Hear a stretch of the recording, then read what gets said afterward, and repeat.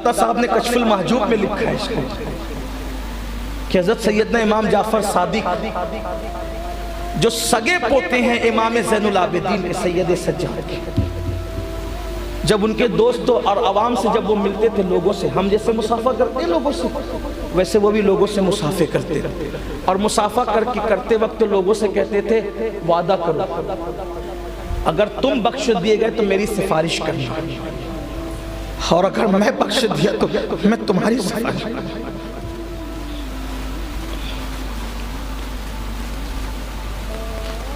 जिनके आले नबी होने में मुनाफिकीन को भी शक नहीं था, इतना करीबी नस्ब, इतना करीबी रिश्ता। बात क्या है? इमाम जाफर सादिक कोई मामूली आदमी है? इमाम आजम जैसा अल्लाह को ख्वाब में 100 मरतबा देखने वाले नौमान बिन साबित इमाम आजम जैसी हस्ती कहती है कि अगर जाफर सादिक न होते तो नौमान हलाक हो गया। इमामुल आइम्मा का इमाम, इमामुल आइम्मा का मुर्शिद, इमामुल आइम्मा का पेशवा, 100 मरतबा जिसने ख्वाब में अल्लाह का दीदार किया, उस इमाम आजम का इमाम जिसकी जूतियां इमाम आजम सीधी करते थे, जूतियां सीधी करके सर पे रखते थे, वो जाफर जे इमाम आजम जिसकी जूतियां सर पे रखे, वो जाफर सादिक की शान क्या होगी? अवाम से कहते थे अगर तुम बख्श दिए गए तो मेरी सिफारिश करो, वादा करो, करोगे? ऐसा करना तुम, और अगर मैं बख्श दिया गया तो फिर मैं सिफारिश। लोग कहते थे आप तो सैयद हैं, आप तो आले नबी है, औलाद हुसैन है। फरमाते रोना तो इसी का है कि हम सैयद हैं, अपने नाना को मुंह क्या दिखाएं? वो सैयद होकर के नाना को मुंह नहीं दिखा सके, ये बात, हालांकि उनकी आजिज़ी है, ये इनके सारी है। और हमने सब कुछ पाप करके ये कहना है कि कब्र में हुजूर का दीदार करेंगे तो मजा क्या है? क्या मजा आएगा?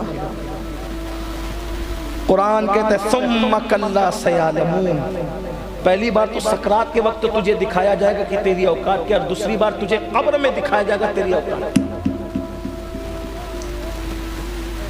जिसको मजा आएगा उसी को मजा आएगा। सरकार नज़मी कहते हैं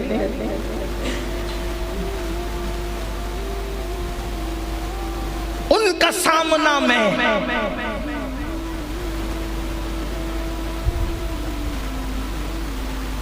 कब्र में सामना उनका किस तरह करूंगा मैं, कब्र में सामना उनका किस तरह करूंगा मैं, दिल उड़ा सा जाता है सन सन सनन मेरा, इतने करीब से उनकी ज़ियारत कैसे करूंगा मैं?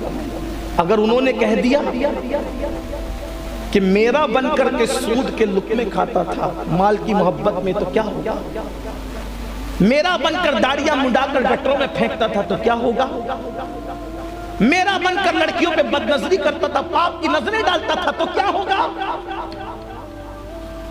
दुनिया के इम्तिहान में कोई नाकाम हो जाए फिर मौका है, फिर मौका है, फिर मौका है। दुनिया के इम्तिहान की स्टडी और तैयारी करने के लिए बार बार मौका है, फिर भी लोग दुनिया का इम्तिहान देने के लिए रात रात भर जागते हैं। मैं कहता हूँ कॉलेज और यूनिवर्सिटी में पढ़ने वाले तलबा से ही सीख लिया होता, जिनको फेल होकर भी चांस है फिर इम्तिहान देने का, वो रातों को जग रहे हैं। और जिनको जिंदगी के में एक ही इम्तिहान की इजाजत है वो फजर में भी सोते पड़े, वो तरावी से भी गायब है, और रमजानुल मुबारक के रोजे से भी गाफिल है, वो अल्लाह की किताब कुरान से भी दूर है। मुझे बताएं जिन्हें एक ही चांस है फर्स्ट और लास्ट, वो लोग इतने गफलत में, इतनी दुनिया तलबी में, इतनी माल तलबी में।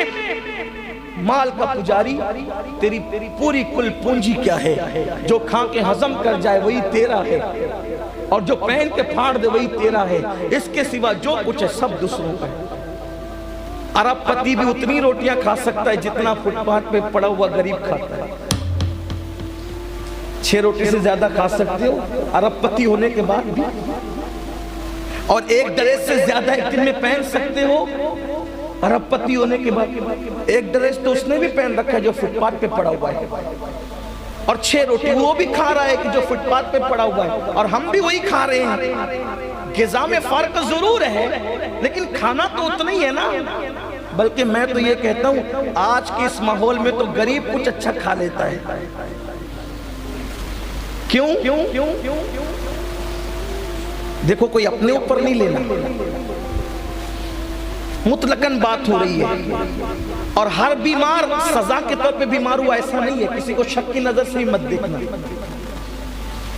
मालदारों के सामने दस्तरखान सजा हुआ, ये ले, नहीं ये नहीं लेता, प्रेशर है डॉक्टर ने मना किया। ये ले, नहीं ये भी नहीं लेता, हार्ट का प्रॉब्लम है डॉक्टर ने मना किया।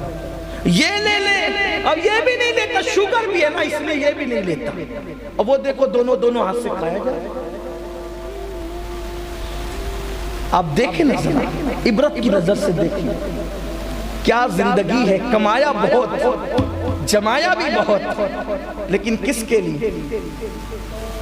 काश कि जितनी मेहनत इंसान ने माल के लिए की थी, उतनी मेहनत इंसान आमाल के लिए करता। मैं ये नहीं कहता माल जमा नहीं करो यार। हमारे यहाँ गरीब कौन है? रसूल पाक से लेके गौस पाक तक, गौस पाक से लेके इमाम आजम तक, इमाम आजम से लेके गरीब नवाज तक, कौन हमारे यहाँ गरीब है? सब तो मालदार लोग।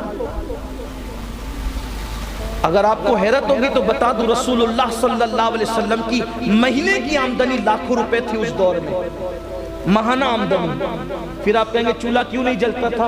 यही तो शान है, यही शान है कि सुबह को लाखों आते थे, शाम से पहले पहले गरीबों में तकसीम कर दिए जाते। लेकिन थी लाखों की आमदनी, थी लाखों की आमदनी, लाखों की आमदनी। गौस पाक की जब इंटरनेट का दौर नहीं था, टेक्नोलॉजी का दौर नहीं था, ट्रेन और प्लेन का दौर नहीं था, गौस पाक का माल तिजारत उस दौर में कई मुल्कों तक जाता था, कई मुल्कों तक।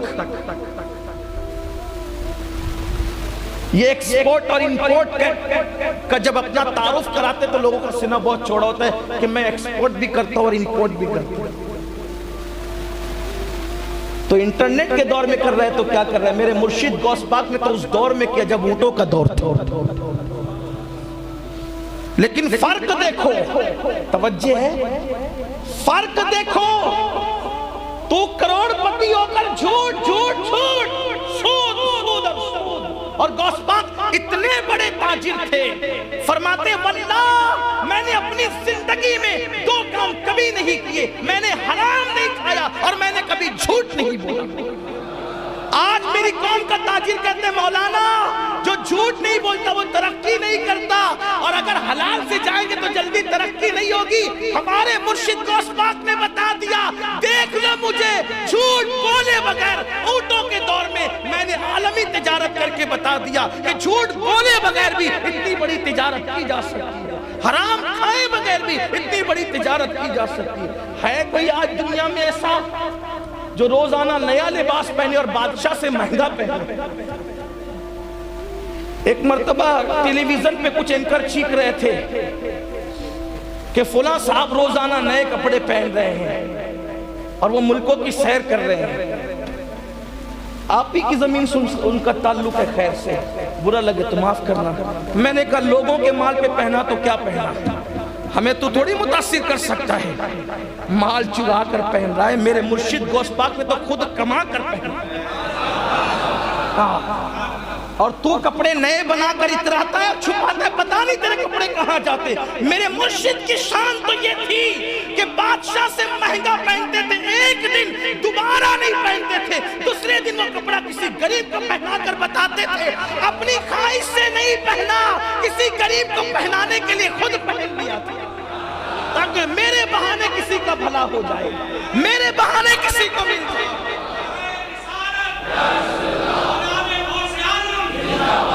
हमारी आंखों को चकाचौंध कोई नहीं कर सकता, इसलिए कि हम असलियत को देख चुके हैं। इसलिए अब कोई बैतुल माल के पैसे से अगर पहन रहा है तो क्या पहन रहा है?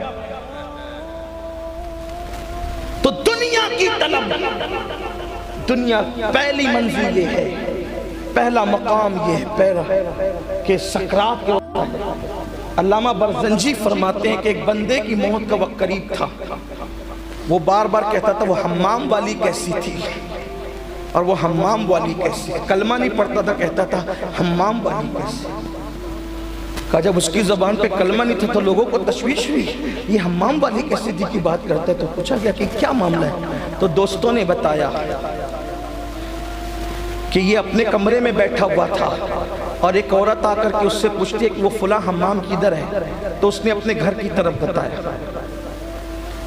जब वो घर में दाखिल हुई तो उस औरत से उसने कहा कि मैं तो आज तेरी आबरू लूटूंगा और तेरी इज्जत पे हमला करूं। उसने कहा कि मुझे कोई फिक्र इसकी नहीं, मैं भी तैयार हूं इसके लिए।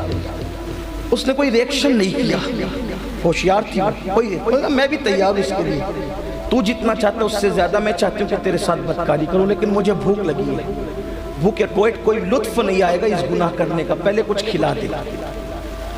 तो कहा कि उसने तो सोचा कि चलो ये तो अपनी फील्ड की खातून नजर आती है, तो बेफिक्र होकर के चला गया रोटी और हलवा लाने के लिए। इधर वो गया उधर वो चली गई, इज्जत बचा।